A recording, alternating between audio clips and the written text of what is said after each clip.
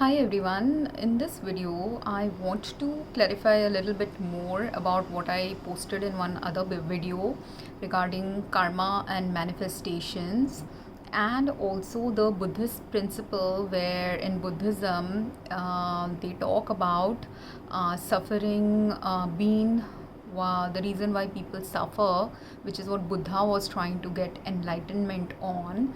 And according to what he reached at the end of his enlightenment process and journey, and what he taught to in Buddhism was that suffering and desires are the root causes of people's suffering. So if people eliminate their desires, they will be able to stem the root cause of their suffering, and which is what Buddha even showed from his own life path. Because remember, he was a prince of a kingdom, and being the elderly son, he would have been the king of his father's empire after his father's death. But there was another claimant to the throne after him, who was his aunt's son, because after Buddha's mother has died, his mother's sister had married his father, and his mother's sister's children were then the next claimant to the throne. So he could likely have perceived some of the political machinations which were going on in his father's empire. Maybe it might not have been a very overt machination, but covertly certain things could have been going on in his life, which could have led him to realize that there was this desire in his family where some people didn't wish him well, because if he ended up becoming the king, then his brother and sister, his half brother, half sister, or cousin brother, cousin sister, depends on how you look at him, they wouldn't have the claim to the throne. So he decided to leave, that's why his princely life. And at the point of time when he was to leave his princely life, his wife also became pregnant and gave birth to a baby. And when his son was born, that was another time point of Buddha's life where he had to understand whether he wants to stick and become a prince or fight for the princely rights to become the next king for the sake of his future progeny, or should he still decide to stick on this path of renunciation of all the desires associated with him being a prince. And he decided to let go of those desires. That's how Buddha, and this was just the first step of the journey, first few steps of the journey, where he let go of the desire of being a spouse, let go of the desire of living a comfortable princely life, let go the desire of holding power as a future potential king, let go of the desire of being a father to his son. So he let go of so many desires, let go of the desire of the love he felt for his aunt, uncle, his siblings, all these desires that were inside him. He eventually decided he has to relinquish it, and this was possibly not something he immediately might have thought about. It might have taken him a few years to go through this journey, even a few years before he left his princely life and a few years after he left his princely life, because this is how enlightenment and awakening happens to any one of us, when certain life circumstances will be spinning around in our lives in such a way that the chaos created by those life circumstances, the internal dilemma created by those life circumstances, can lead to suffering within our soul. And from that suffering, we have to then decide what do we do if we do not want this extreme suffering to continue within us. Because when he was letting go of certain rights, he was adding to the suffering of his wife and son, but he was detracting from the suffering of his father, stepmother, and his other siblings. So he had to decide, like, what was the greatest good, what was the greatest evil, which path would cause greatest good or greatest evil. And depending on what he could come up with, he decided to relinquish all these desires, right? That's why this is the principle of Buddhism's teachings. I am not a Buddhist philosopher, or I don't know anything more deeply than what I understood about Buddhism from what I have stated in this video. But because I have had some similar life experiences, not very similar, but some things which resonated with Buddha's life, led me to understand this aspect of why he chose this kind of a path. But in this decision making, also, the thing that in the past many men haven't done it in their life, which was the path of the life journey of all men of the past centuries who didn't realize this aspect of living, and as a result they went into more stoic ways of leading life, more stoic ways, more ways of leading life based on the masculine perspective. Because Buddha and Ram and Krishna, they all actually made some very similar stoic principles related, masculine energy related decision making in their life journey, which led them to the belief systems that they had in their life.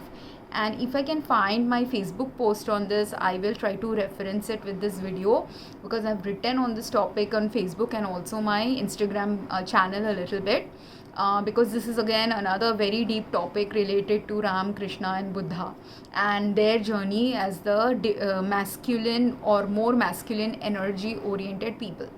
But right now is the time on earth when masculine and feminine energy have started becoming too ingrained into fighting with each other, because they're not understanding the importance of merging lives with each other or the significance and value of each other, which was present in our ancestors as well.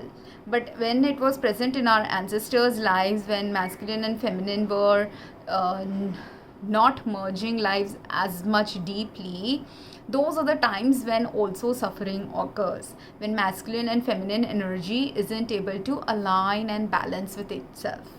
Because the thing that Buddha was dealing with in his suffering related to the princely place he held in his father's empire was firstly being the elder son of his father, and also being the son of a wife who has passed away.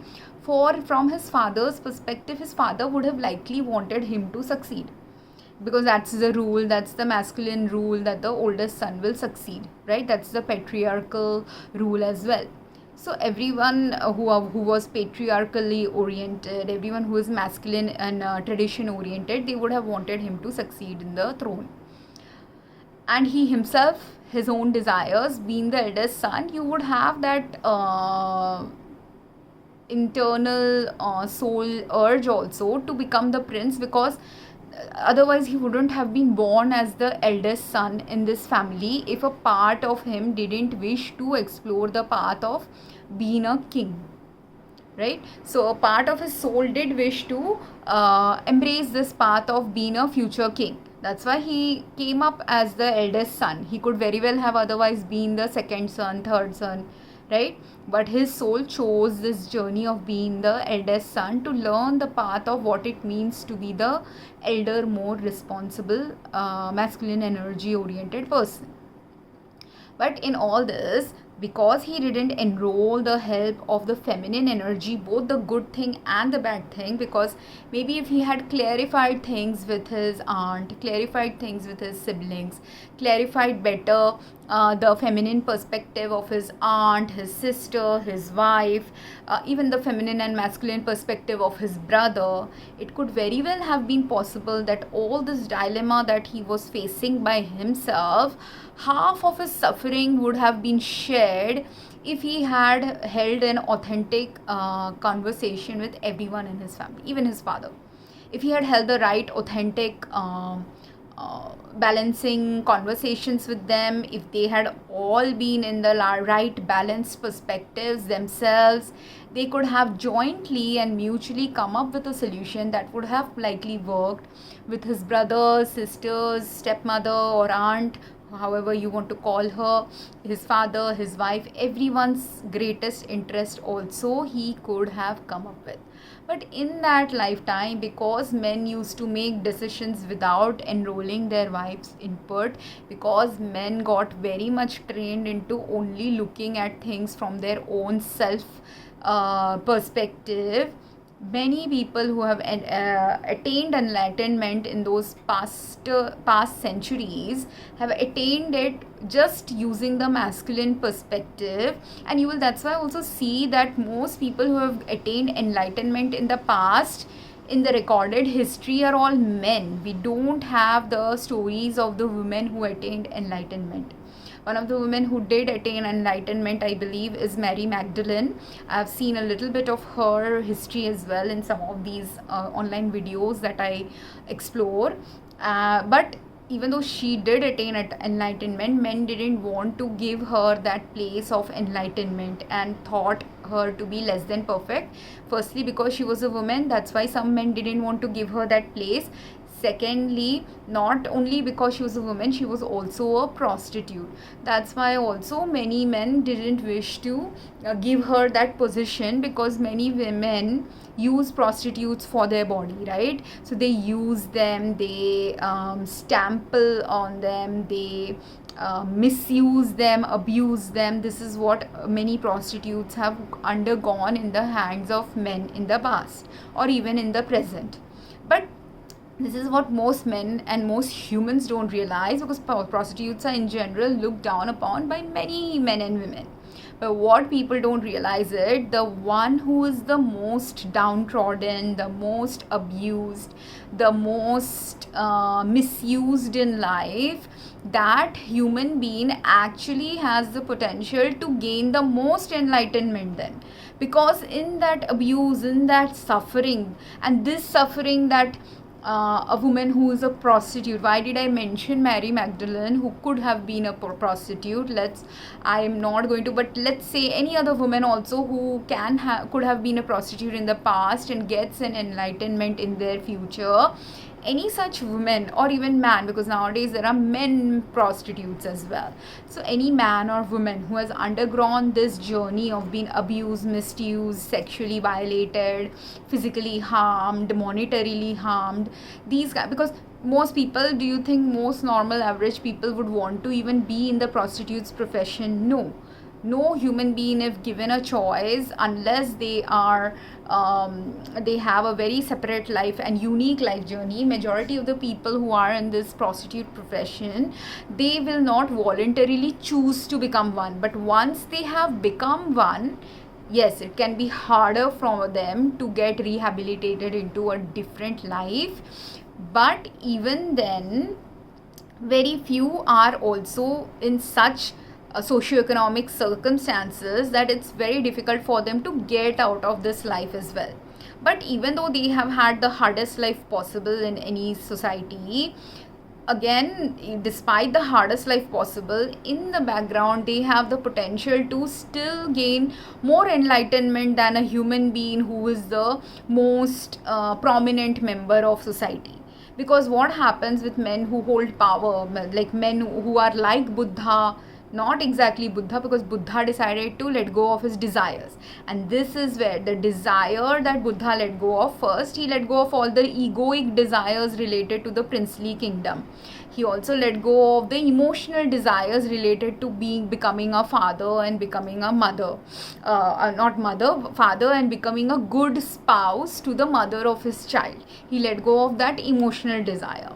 He let go of some sexual desires related to his attachment to his wife, and he had access to many other, for his sexual desire related tests, he had also access to other prostitute like women also, or other women who might have wanted to covet to be his second or third wife, because that was pretty common in those days for men to have multiple wives, especially kings, right? So kings or rich people did tend to have multiple wives at that time. So even though that was legal, even though that was part of the thing that comes with being a king, he had no desire for those other women. So that desire, part of those desires, or even if he had the desire, he let go of the attachment to that desire also. But on the other hand, men who are unlike the Buddha, who hold position of power, maybe monetary power, business power, power as a head of a society, power as a head of a nation, power as the head of a temple or something, all these men tend to be the ones who go and frequent a prostitute. Very few earlier, the paradigm of prostitutes might have been to learn a little bit more about sex, but later on it became about this exploitation of another gender, and an exploitation that is based on whoever has the power and money to exploit someone. And that's why also many prostitutes, I've seen videos of some prostitutes who have been really, like, they've narrated their tales, and the way they have been abused by men has happened because those men have told have this thinking pattern that whatever money I spend on this women, I am spending this XYZ massive amount of money for the sex, so I can do whatever I wish, which can lead to real gruesome harm of a person's body, a person's sexuality, a person's even emotional nature. So if despite all this harm that person maintains their humanity, those people do tend to have much more higher potential to become an enlightened being. So whatever the men think, even if these men who were against Mary Magdalene, and because she was a past prostitute, might think like she shouldn't get this enlightenment, but she had the most potential to get an enlightenment if in her journey of life she has been showing all the skills that God is looking for a person to achieve that enlightenment. And a person in power also can get it, but again a person in power like Buddha could get it when he let go of the desire of these power. So that desire, he's right, is the root cause of suffering. But the desire that is egoic desire is the root cause. A desire that is egoic desire based on oppressing another human being, the kind of desire that prostitutes get subject to, that is also a desire that is very harmful. A desire that you have that is at the cost of harming multiple people, that desire is also a root cause of suffering. And it may not be root cause of your suffering, because sometimes people don't understand this, but this is the duality of desires. That say you desire to, like say Buddha desired and kept the desire of being the prince. What is the cost of his becoming the prince and then the future king? If he becomes the king of his father's kingdom, he is causing suffering to his stepmother and his siblings. And that suffering, if his stepmothers and siblings felt that suffering briefly, but they were able to let go of their attachment to their family getting the throne, then they wouldn't also suffer, right? And if he had given them that enough chance for them to realize that, then none of them would have suffered at all. They would all have had a happy life, as he could have been the king and he would have run a very smooth kingdom with all his siblings and his stepmother in his side supporting him. But for that, all of them had to be at the same page and let go of the right desires that would have harmed the greatest good of that kingdom existing. But if they couldn't let go of the desires that would have led to a collaborative setup happen within this family, then the best outcome is for Buddha to leave. But what was the truth of the time, I don't know, because I wasn't present at the time when Buddha lived, right? So I don't know what was the real truth behind how his mother thought, how his stepmother thought. Because his mother had passed away, so for all intents and purposes his stepmother or aunt was his mother. So we don't know what his mother was thinking, we don't know what his siblings were thinking who had equal rights to the throne. All that we don't know. But let's assume Buddha understood what they were thinking, and Buddha maybe might have even tested them to see whether they would change a little, and for whatever reason he came to the conclusion that him leaving the kingdom might have been the best path for his family, to keep the unity in the family in a more balanced manner, where him letting go of his desires was the safest choice or best choice at that time. That's why he did that. And after that also, is it possible that he didn't suffer? He could have still suffered, because living a life of a prince, you had so much luxury, so many people giving you whatever you wanted. He never had lack of food, never had lack of drink, money, clothes, never had to live in poverty stricken surroundings. So when he left that desire to rule the kingdom and he decided to also become an ascetic, at a time in that ascetics journey he realized the suffering of the poor people as well, right? So in seeing this poor people suffering, he should have understood also eventually, essentially, that his desire to have all these luxuries, or his family's desire to hold on to all this luxury which comes from taxes given by poor people or ordinary people who aren't that poor, all their taxation related money goes to the kingdom, and that's how a king is able to lead a luxurious life. So do you see how your earthly desire for material goods is leading to who's suffering? Not the king suffering, not the it does indirectly lead to the king suffering when the king wants to retain all his power and continue retaining and attaining that power and money, but it leads to majorly the suffering of the whole populace. Then the whole population under their rule, who is not as economically prosperous, for them it leads to suffering as well. That's how Buddhism also, that's why has this principle of bhiksham dehi, where Buddhists ask people to give whatever they are able to give, which Buddha learned in his wandering days across his father's and kingdom, across the kingdom of the Indian and Northeast Asian parts of Asia, Northeast parts of India, you can say, which is the region where he was wandering around. And that's why Buddhism is more prominent in Bhutan, Nepal, India, China, Burma, all these countries where Buddha was likely wandering, and later his disciples have been also wandering and spreading his message. So the epicenter was somewhere near this northeastern part of India, and that's why in these parts of India, if you will observe also, some of the human beings that come from these parts of India and China and countries in this region, they are usually more generous people. They are usually also principally and philosophically aligned with understanding that some desires you have to sometimes let go of in life. And these desires that Buddha was talking about is the same desires that in Christianity also people are talking about when they call the sins of the flesh. The sins of the flesh are also those desires.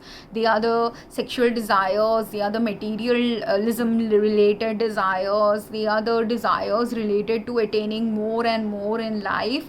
And this is also the same desire I am talking about when I am talking about the law of manifestation, or people who want to manifest whatever they desire in their life. There's so many people who, after reading The Secret, reading or watching videos about manifestations, Abraham Hicks principles, there's so many philosophical texts that talk about manifesting things in life. And this is where again, what do you want to manifest? That manifestation that you're doing is also based on a desire. And that's where, for manifestation, I want people to take a pause. For desires, I want people to take a pause. For living, I want people to take a pause and think and reflect on, when you are desiring something or someone or some achievement or some goal or some medal or some money or some car or some house, whatever you are desiring for yourself or the family or your progeny, whatever you are desiring in life, whatever you want to manifest in your life, if it is based on your egoic needs, it will invariably either lead to your suffering or your family's suffering. Whatever you're desiring, if it is based on sexual perversions, again it will lead to your soul suffering, not on the time when you are exploring these sexual perversions, but the future karmic effect of those perversions will happen to you eventually in your life. If you did, based on those perversions, you assaulted and violated the sanctity of another human being, because some all sexual perversions harm another human being, you inflict that perversion on. If you're energetically sending your nasty sexual energy on someone, you have a you are violating them energetically. If you are sexually engaging in them in a way that they find it uncomfortable and it is beyond their comfort, not just comfort zone, it is just simply a violation of one human being interacting with another, and that violation contract is created between your souls before you came on earth only. That one person who may have too much of a sexual perversion going on with them, they will meet another person who will be mild and meek and may not resist you initially. All those kind of people can come, or those who really love you so deeply that they will allow you to violate them sometimes. But if you didn't check yourself, and if this other person doesn't check you, you continue violating that person. Even if they didn't check you verbally, doesn't mean that you are not harming their body and soul and mind in some ways. This is how the sexual perverts, like who harm young kids, are born. This is how sexual, and you are born from what? From a father who was first maybe violating a 30-year-old woman, or a grandfather who used to violate 30-year woman. Then the next generation came, who after seeing how the father is violating 30, 40, 50 years old women, now the next generation is violating 20-year-olds. Then the next generation, no one is checking them. Next they are violating the 10-year-olds. And here Buddhism also talks about that. Buddhism and many religions talk about the principle of live and let live. But can you live and let live these principles where men are violating women of different ages? And now from generations back, hundreds of years back, when men used to only violate women, now it has transitioned into when men violating men, women violating women, men violating men, women violating children. That's how it happens, because no one checked the process of someone going into a sexually perverted zone. No one protested it, no one stopped it, no one checked it, no one told them, no one taught them this is wrong, this is misaligned, this is a violation of the principles of leading life with someone. People didn't realize it. When you don't realize it, when you're doing it to a 30-year-old, eventually that same family stops realizing that it is harmful to do it to whatever sexual perversions you enacted on a 30-year-old. Eventually it is also a perversion for a 20-year-old, 10-year-old, everyone. Because it's a perverted thinking, perverted way of looking at another person's body, the sin of the flesh or the desire of the flesh. This kind of desire is the most harmful on humanity, because you don't realize that based on these desires, whatever children are created and born, they have even worse perversions inside them, because now they have duality of not just the perversion energy of the father who assaulted a mother, but they have also the toxic painful energy and suffering and pain of the mother as well. Or if it was the genders were flipped, same thing. Whichever gender was assaulting another, that person's perverted energy also gets into the child that is born from such sexual relationships, as well as the energy of the one who was violating and doing all kinds of nasty things to the body of another human being. Right? So these things are sexual desires which lead to suffering of who? The one. It does lead to the suffering of the soul who is just letting their desire get control over their life.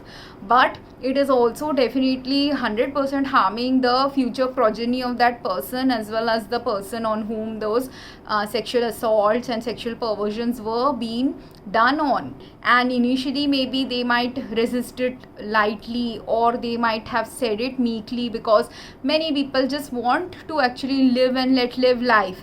Many people do love the people who they allowed to sleep with them. If they are not prostitutes, men were doing this to women who were their first wife, second wife, third wife. Many men do this also in many religions. That's why in Hinduism or many other religions of the world, why did the law of monogamy start coming up? The laws regarding monogamy came up because men were doing this to women as well. That if the first wife is not allowing sexual perversions, they'll go to the next wife who will allow it.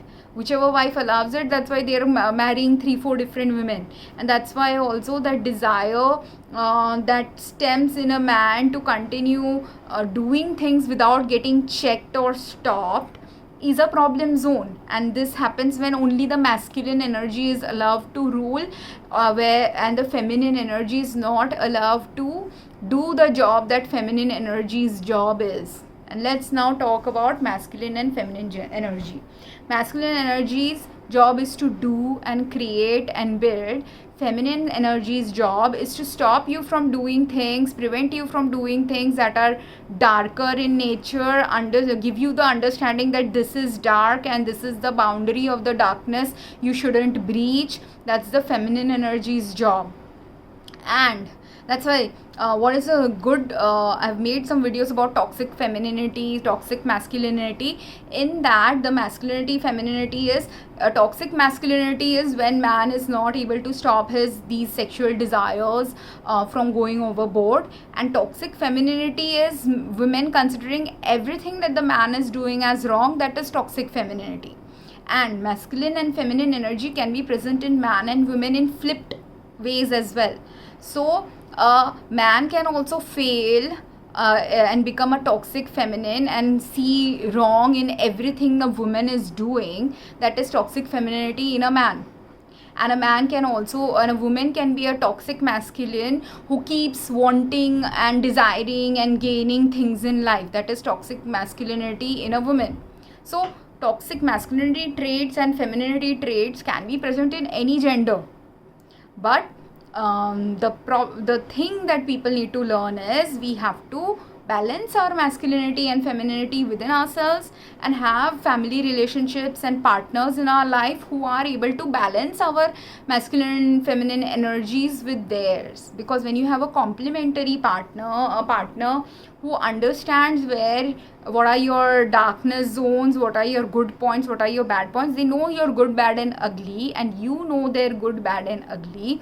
And if both of you are able to check each other from doing things that are harmful and will lead to suffering of each other, or suffering of in the relationship, or suffering of their progeny, or suffering of the world, in all these aspects people are supposed to keep each other in check.